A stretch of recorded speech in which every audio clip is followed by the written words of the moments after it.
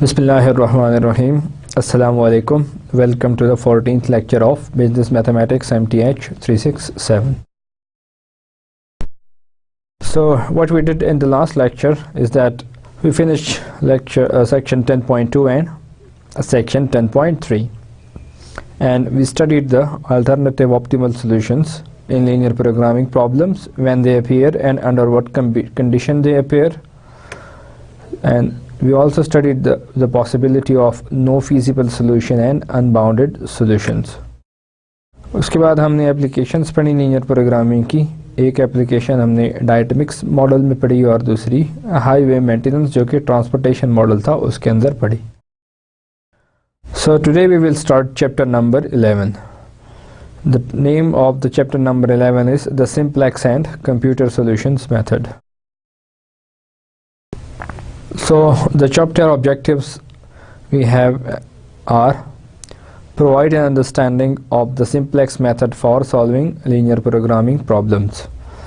यानी कि जो simplex method है उसको यूज़ करते हुए कि linear programming problems किस तरह से solve किए जाते हैं. Illustrate the ways in which special linear programming phenomena are identified when using the simplex method. और वो तमाम स्पेशल फिनोमेना को किस तरह से आइडेंटिफाई किया जाता है जब हम सिंप्लेक्स मेथड को यूज़ करते हैं. जो different type of phenomena use आते हैं लीनियर प्रोग्रामिंग में, उसको किस तरह से आइडेंटिफाई हम करेंगे. So this is the objective of chapter number 11, which we will be focusing on. So today's main topics, we will start with chapter number 11. So section 11.1 is the simplex preliminaries.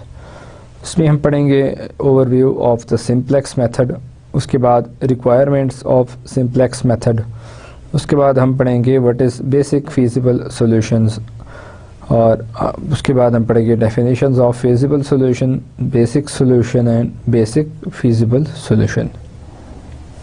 So simplex preliminaries. So why simplex method? हम क्यों use करते हैं simplex method को? So the answer is that graphical solution methods are applicable to linear programming problems involving two variables.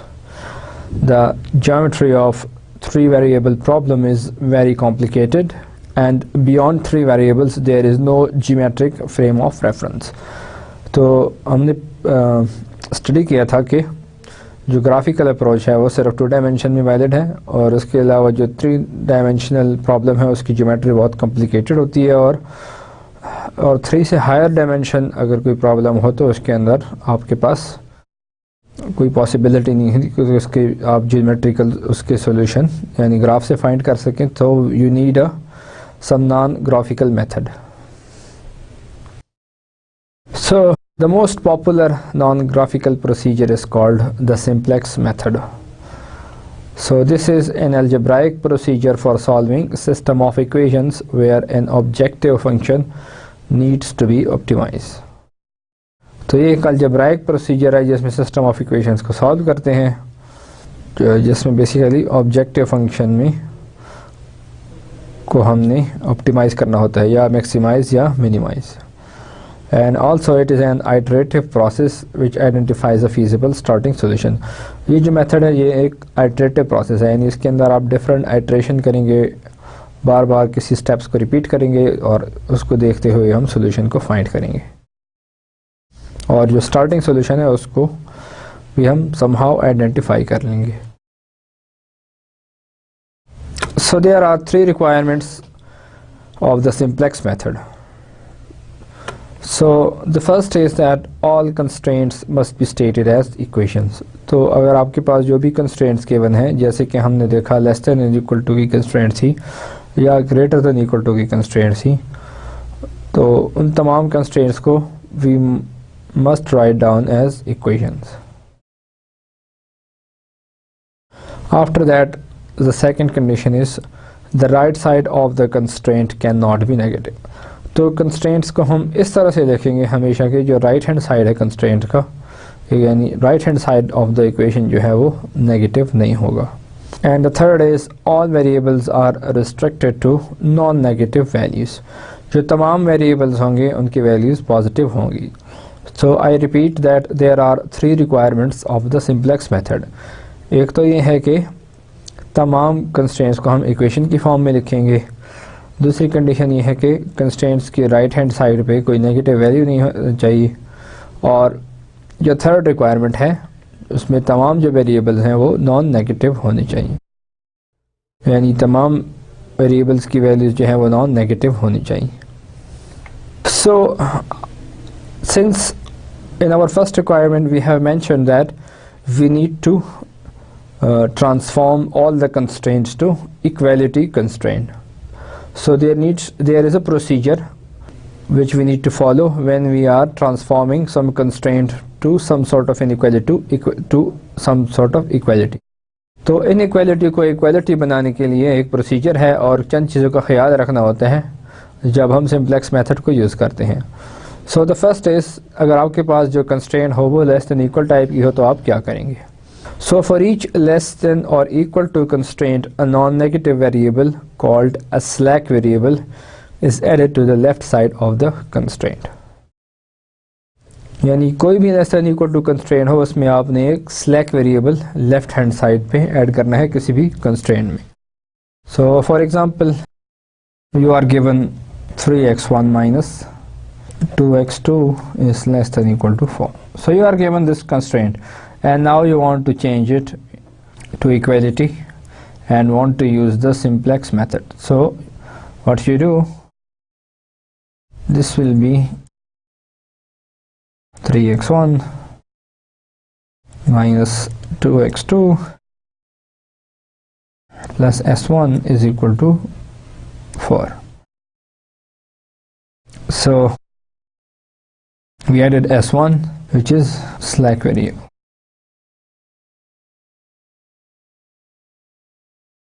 So that's how you change the less than equal to inequality to the equality. You add a slack variable to the left hand side of the constraint.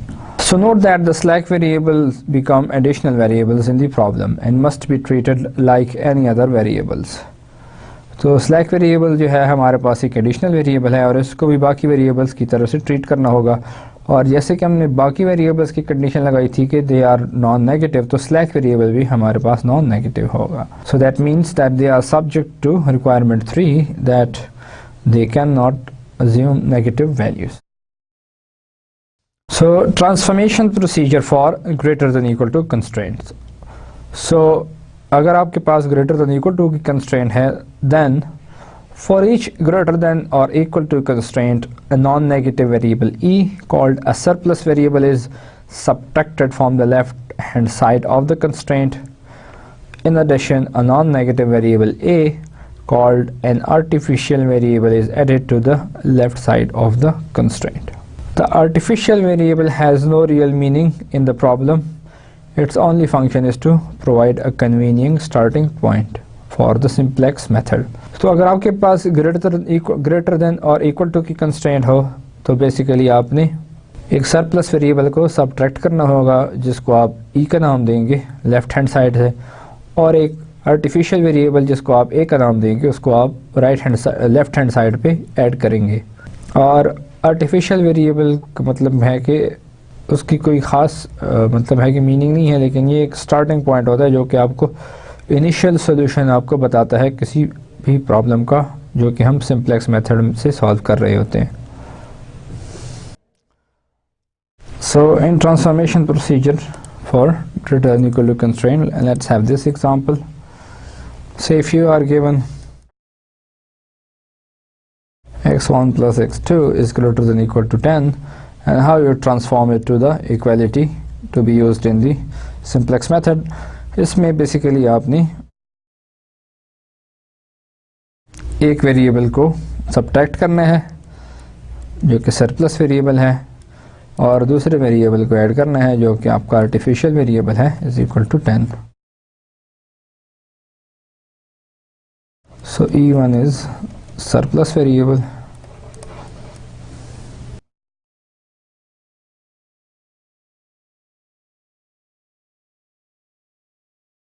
and A1 is artificial variable.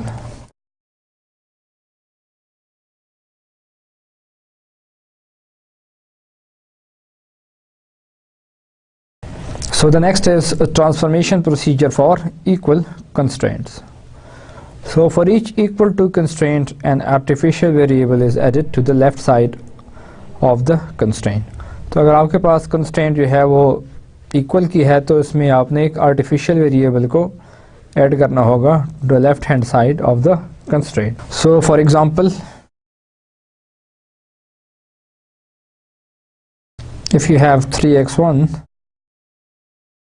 minus 4x2 is equal to 10, तो आपके पास जो इसकी corresponding form simplex method में use करने के लिए बनेगी वो होगी 3x1 minus 4x2 plus a1 is equal to 10. Here a1 is artificial variable.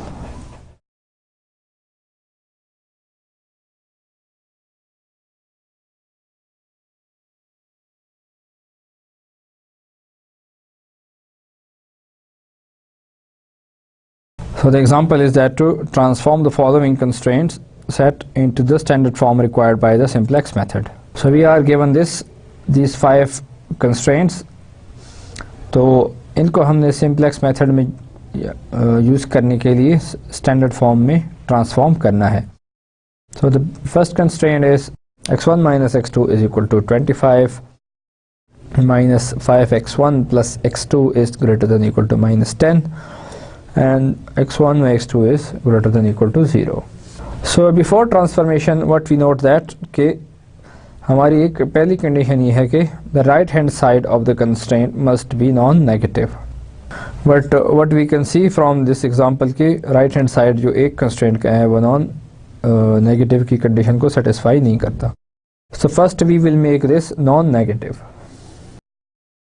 We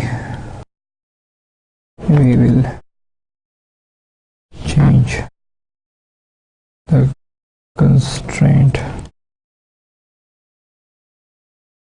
so that right hand side is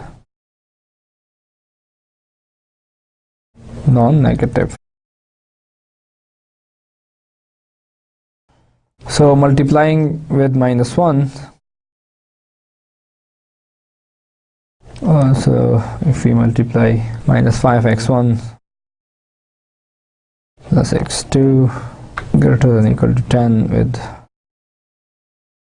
minus 1, this gives us 5x1 minus x2 is less than equal to 10. तो जो greater than equal to की condition है minus से multiply होने के बाद जो है वो लेस देन इक्वल टू की कंडीशन बन जाएगी. So now we write the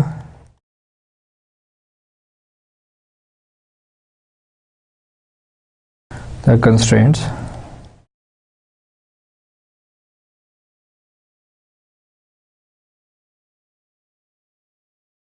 into the standard form.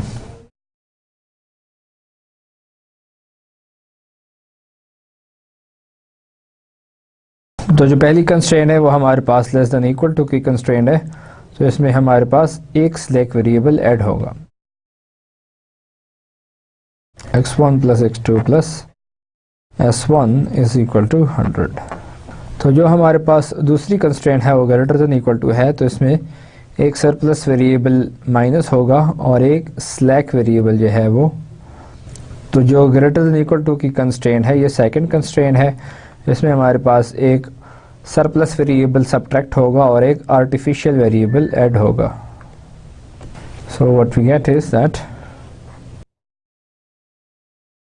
2x1 plus 3x2, so we subtract one surplus variable and we add another surplus variable, another artificial variable, this is equal to 40. तीसरी condition हमारे पास equality की है, तो इसमें एक ही artificial variable add होगा 1 minus x2 plus a3 is equal to 25.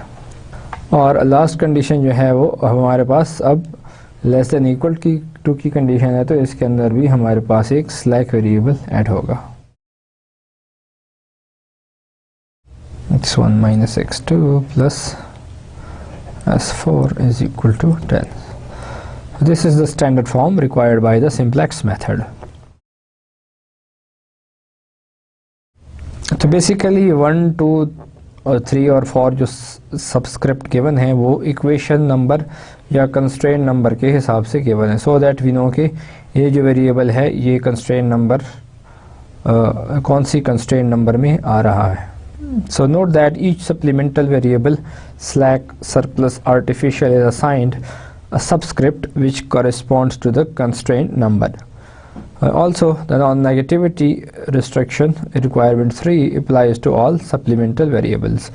तो basically यहाँ पे हम लिखेंगे x1 x2 s1 e2 a2 a3 s4 all these variables needs to be non-negative.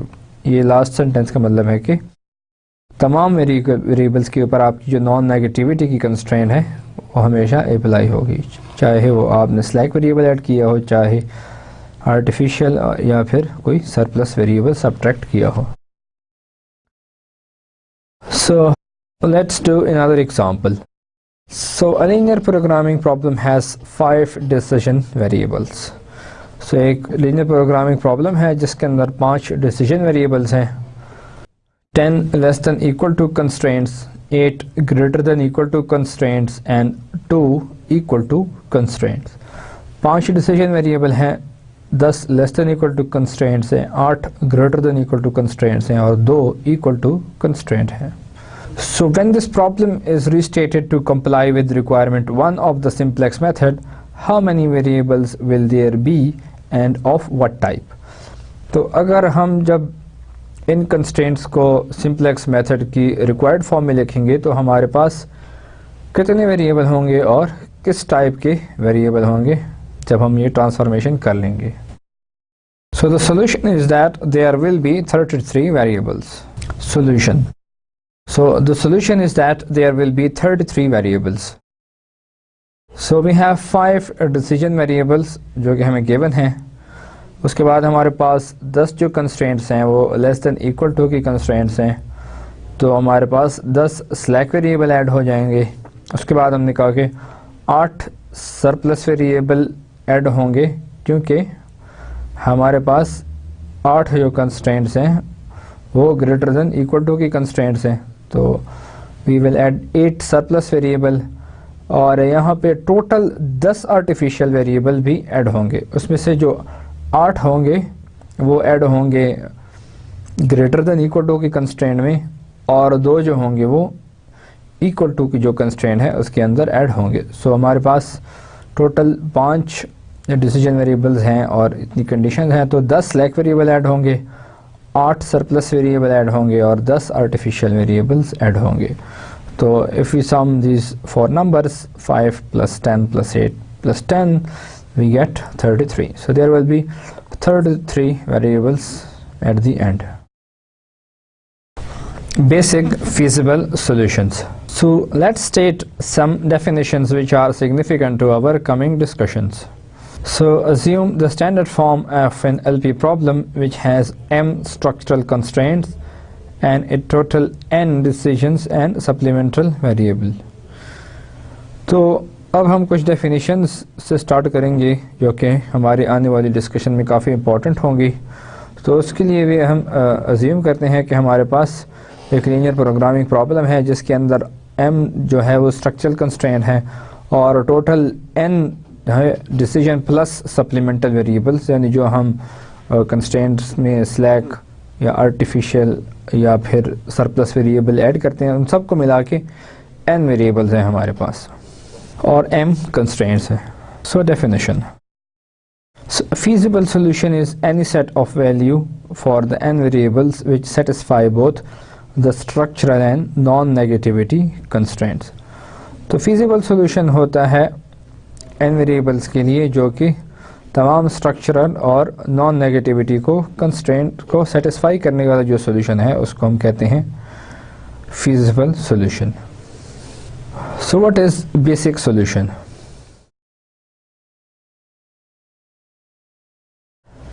तो बेसिक सॉल्यूशन क्या होता है?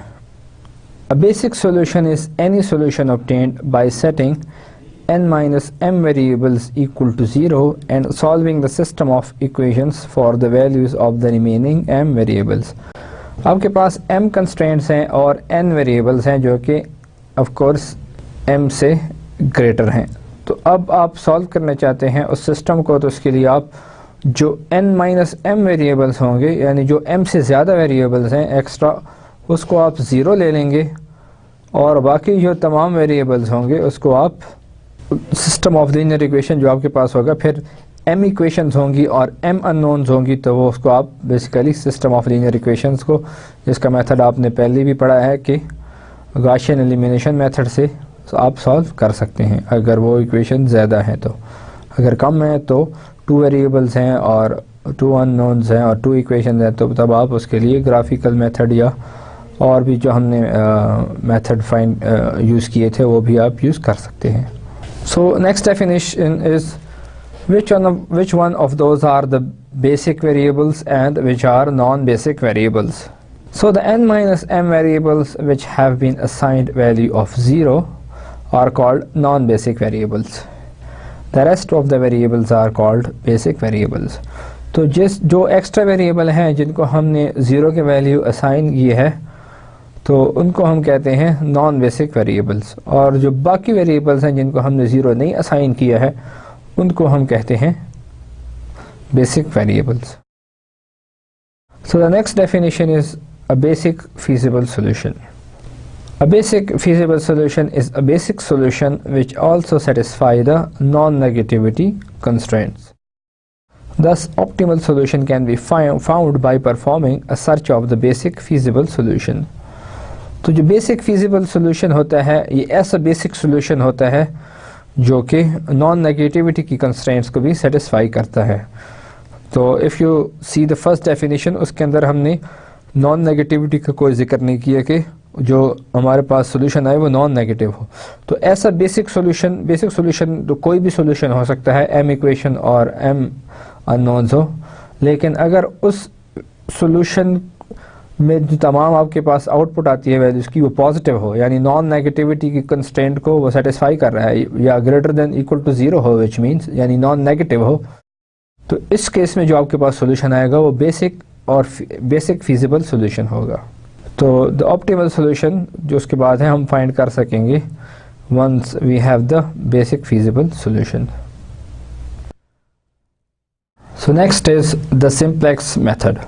So before we begin our discussions of the simplex method, let's provide a generalized statement of a linear programming model. तो सबसे पहले हम linear programming model की जो जनरल शेप होती हैं उसको डिस्कस करेंगे, उसके बाद हम सिम्प्लेक्स मेथड की तरफ जाएंगे. तो गिवन द डेफिनेशंस, यानी अगर हमारे पास ये फॉलोइंग जो डेफिनेशन है ये गिवन है. सो फर्स्ट इज एक्स जे. तो एक्स जे से हम जेथ डिसीजन वेरिएबल को डिनोट करेंगे, यानी x1 होगा वो हमारा फर्स्ट डिसीजन वेरिएबल होगा, x2 होगा हमारा सेकंड डिसीजन वेरिएबल और so on and so forth. cj, so cj is the coefficient on the jth decision variable in the objective function. तो ऑब्जेक्टिव फंक्शन में जो हमारे पास jth डिसीजन वेरिएबल होगा उसका जो कोएफिशिएंट होगा उसको हम कहेंगे cj. What is aij? So aij is the coefficient in the ith constraint for the jth variable. जब आपके पास कोई कंस्ट्रेंट होगी देन ऑफ कोर्स उसके अंदर आपके जो वेरिएबल्स हैं डिसीजन वेरिएबल्स वो इन्वॉल्व होंगे. तो jth वेरिएबल की जो ith कोएफिशिएंट हो उसको हम aij कहेंगे. So bi. So the right hand side constant for the ith constraint. ith constraint के लिए जो आपके पास राइट हैंड साइड कांस्टेंट आएगा उसको आप कहेंगे bi. तो जनरलाइज लीनियर प्रोग्रामिंग मॉडल जो है उसको हम इस तरह से स्टेट कर सकते हैं. So the problem will always be to optimize, which means या तो मैक्सिमाइज करना है या फिर मिनिमाइज करना है. सो maximise z is equal to c1x1 plus c2x2 up to and so on, sum up to cn xn subject to the constraints a11x1 plus a12x2 and so on up to a1 and xn। तो इसके आगे या तो आपके पास less than equal to आएगा या greater than equal to आएगा और या फिर आपके पास इक्वल आएगा और b1 आपके पास होगा राइट हैंड साइड पे। So basically if you see the first constraint, तो आपके पास z क्या है, c1x1 plus c2x2 plus so on up to cn xn। तो ये xi डिसीजन वेरिएबल्स हैं, xj's, और जो cj हैं ये इसके कोफिशिएंट्स है। और उसके बाद हमने कहा कि हमारी जो कंस्ट्रेंट्स होंगी वो इस टाइप की होंगी, जैसे आपने देखा कि subject to a11 x1 plus a12 x2 plus and so on up to a1 and xn is equal to or greater than or less than b1। So aij is the coefficient in the ith constraint। ये हमारे पास first constraint है of the jth variable। तो jth variable का जो coefficient है वो x2 का a12 है, x1 का a11 है, और इसी तरह अगर यहाँ पे x3 होता तो उसका होता a13 एंड सो ऑन। और राइट हैंड साइड पे जो है right hand side constant for the ith constraint. So that's how is the general form of linear programming model. Similarly आपके पास सेकंड कंस्ट्रेंट होगी जो कि AC फॉर्मेट की होगी, इसी तरह आपके पास mth कंस्ट्रेंट होगी जो कि AC फॉर्मेट की होगी, और उसके बाद आपके जो डिसीजन वेरिएबल्स हैं उस पर नॉन नेगेटिविटी की कंस्ट्रेंट होगी। This is non negativity.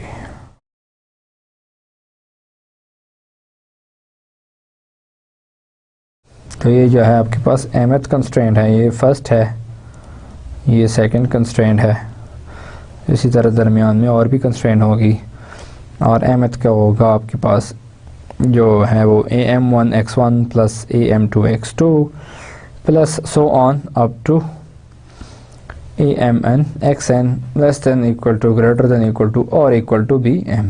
and then we have this non-negativity constraints after structural constraints। So solution by enumeration। So consider a problem having m less than equal to constraints and n variables। So prior to solving by simplex method, the m constraints would be changed into equations by adding m slack variables। This restatement results in a constraint set consisting of m equations and m plus n variables। तो सबसे पहले हम solution bye enumeration को study करते हैं। तो इस problem में आप कंसिडर करते हैं एक प्रॉब्लम है जिसमें लेस देन इक्वल टू की m कंस्ट्रेंट्स हैं और आपके पास n जो है वो डिसीजन वेरिएबल्स हैं। So before solving by a simplex method what you will do, you will आपने उसको स्टैंडर्ड फॉर्म में चेंज करना है। तो आपने क्योंकि आपके पास m less than equal to constraint है तो आप m स्लैक वेरिएबल जिसके अंदर ऐड करेंगे। तो जब आप m स्लैक वेरिएबल्स ऐड करेंगे तो आपके पास नंबर ऑफ इक्वेशंस तो m होंगी और m प्लस n जो है वो आपके पास नंबर ऑफ वेरिएबल्स होंगे। So now let's see that an example which we examined earlier. So before we solve this problem by the simplex method, the constraint set must be transformed into the equivalent set। यानी जो simplex method में हमारे पास required form है उसमें हम उसको change करेंगे। तो लेस देन इक्वल टू की कंस्ट्रेंट्स ही दो, तो हमने दो वेरिएबल्स ऐड कर लिए हैं जो कि s1 और s2 हैं, और ऑफ कोर्स कि ये सेटिस्फाई करते हैं नॉन नेगेटिविटी कंस्ट्रेंट्स को। तो x1 plus x1 x2 s1 व s2 are positive. So now the constraint set involves two equations and four variables। तो आपके पास अब दो equations हैं और चार variables हैं।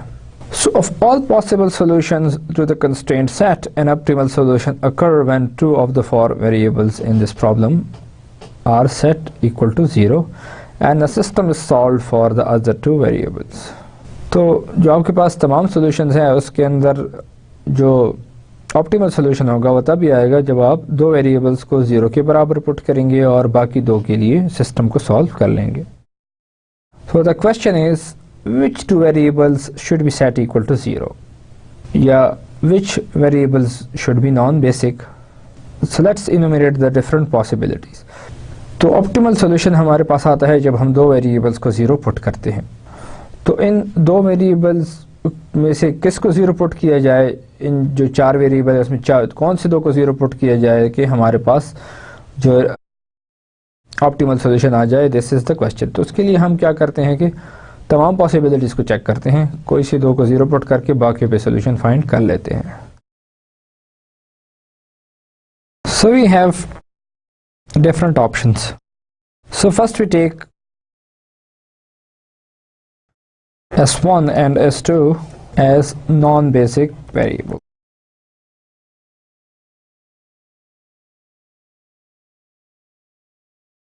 Then यानी S1 is equal to S2 is equal to 0, तो आपके पास S1 और S2 जो है वो 0 है। So if I recall, the system of constraint is 3x1 plus 2x2 plus s1 is equal to 120 और दूसरा है कि for x1 plus 6x2 plus s2 is equal to 260. So what you do in these two constraints, you put s1 and s2 equal to 0. So then you have 3x1 plus 2x2 is equal to 120 and 4x1 plus 6x2 is equal to 260. So solving the system of equations gives us x1 is equal to 20 and x2 is equal to 30. So these are the basic variables.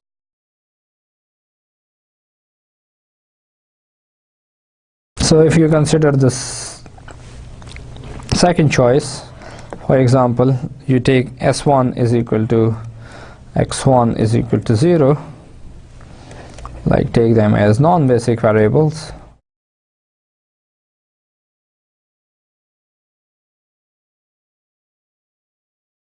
Then what you have is that 2x2 is equal to 120 and second one is 6x2 plus s2 is equal to 260. तो यहाँ से आपके पास आएगा x2 is equal to 60 और जब आपके पास x2 की value 60 है तो 6 times 60 plus s2 आपके पास आएगा 260 and this will give you S2 is equal to 260, दोनों साइड पे माइनस 360 ऐड करें तो आपके पास आएगा -100. So now basically this can't be the solution. So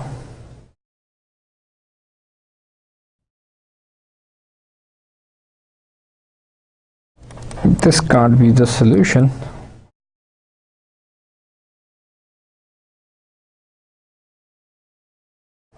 So because S2 is greater than equal to 0 और हमारे पास यहाँ पे S2 जो है वो -100 आ रहा है, तो ये सोल्यूशन जो है वो रिक्वायर्ड सोल्यूशन नहीं हो सकता। So similarly we can enumerate on all possible solutions.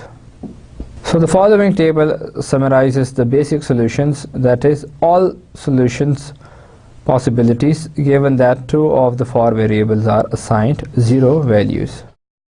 तो जैसा कि हमने देखा फर्स्ट केस में अगर आपके पास ये नॉन बेसिक वेरिएबल्स हैं यानी s1 व s2 इक्वल टू 0 हैं तो आपके पास x1 की वैल्यू आएगी 20 और x2 की वैल्यू आएगी 30 और अगर आपके पास x1 और s1 0 हैं तो आपके पास x2 की वैल्यू आएगी 60 और s2 की -100। इसी तरह अगर हम कंटिन्यू करें तो हम x1 और s2 को भी 0 ले सकते हैं, तो तब आपके पास x2 और s1 वेरिएबल बचेंगे और x2 की वैल्यू आएगी 43.33 और s1 की वैल्यू आएगी 33.33। नंबर 4 केस में अगर आप x2 और s1 को 0 ले लें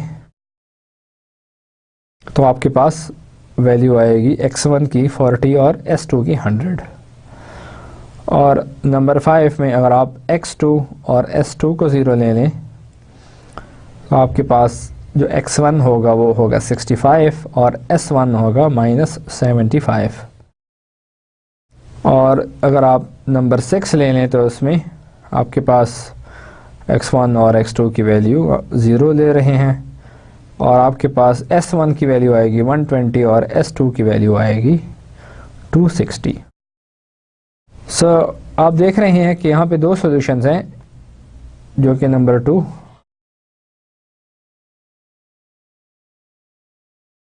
और number 5। They are basic solutions but they are not basic feasible solution। क्योंकि बेसिक फीजिबल सॉल्यूशन में हमने कहा कि हर वेरिएबल नॉन नेगेटिविटी की कंस्ट्रेंट को भी सेटिस्फाई करे। तो ये जो सॉल्यूशन है ये बेसिक तो है लेकिन ये बेसिक फीजिबल नहीं है, और जो बाकी तमाम सॉल्यूशंस हैं वो बेसिक भी हैं और बेसिक फीजिबल सॉल्यूशंस हैं। So notice that the solution 2 and 5 are not feasible. They each contain a variable which has a negative value, violating the non-negativity restriction. However, solutions 1, 3, 4 and 6 are basic feasible solutions to the linear programming problem and are candidates for the optimal solution. तो अब हमारे पास 4 ऐसे solution आए हैं, यानी 4 ऐसे points आए हैं जो कि ऑप्टिमल सॉल्यूशन के लिए कैंडिडेट हो सकते हैं। सो इफ़ वी रिकॉल, अगर आप उस एग्ज़ाम्पल को रिकॉल करें तो ये जो फिगर है ये आपके पास वो तमाम जो कॉर्नर पॉइंट्स हैं, ये जो 6 के 6 जो सॉल्यूशन आपके पास आए हैं ये वो जो बेसिक जिसमें आपके पास बेसिक नॉन फीजिबल भी हैं और फीजिबल भी हैं, वो ये 6 पॉइंट्स हैं जो कि कॉर्नर पॉइंट्स हैं। लेकिन जो फीजिबल सॉल्यूशन के कॉर्नर पॉइंट्स हैं वो ये 4 पॉइंट्स हैं। एक है आपके पास पॉइंट, तो ये था आपका रिक्वायर्ड रीजन।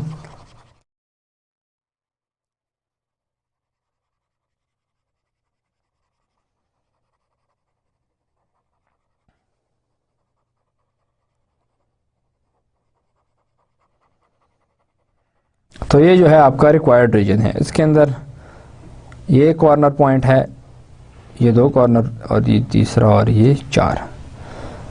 तो basically this is solution 4, this is 6, this is solution 1 and this is solution number 3।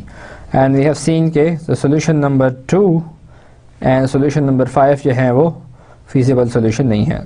तो यू कैन सी कि ये जो 2 मेथड हैं, इनुमरेशन का मेथड और ग्राफिकल मेथड, ये दोनों आपके पास बेसिकली सेम आंसर ही देंगे।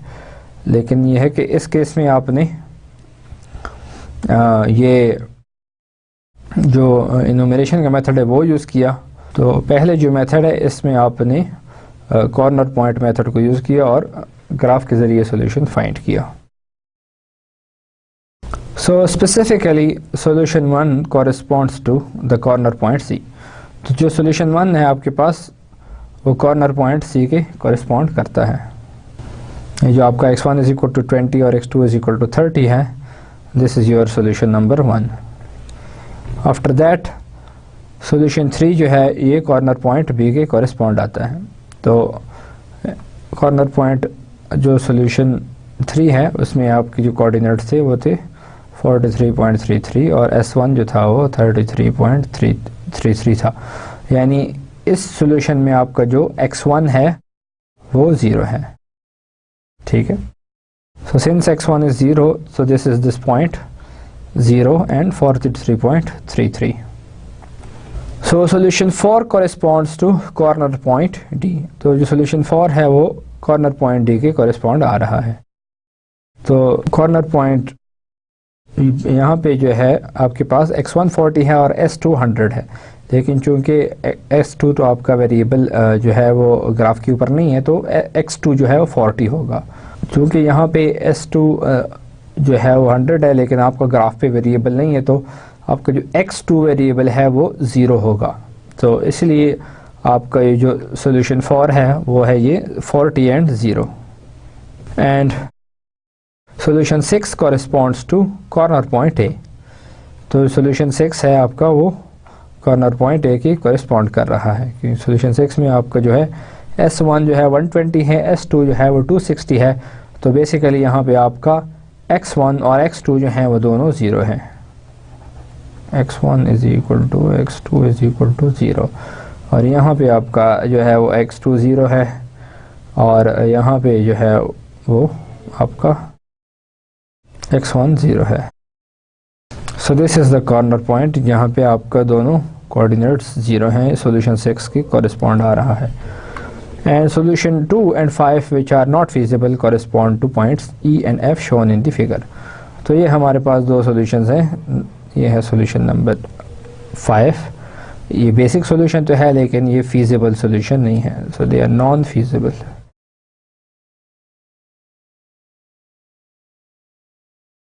And this is also non feasible because this does not form the corner of the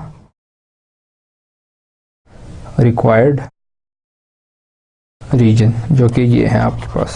so incorporating the objective function, आप ऑब्जेक्टिव फंक्शन को किस तरह इनकॉर्पोरेट करते हैं।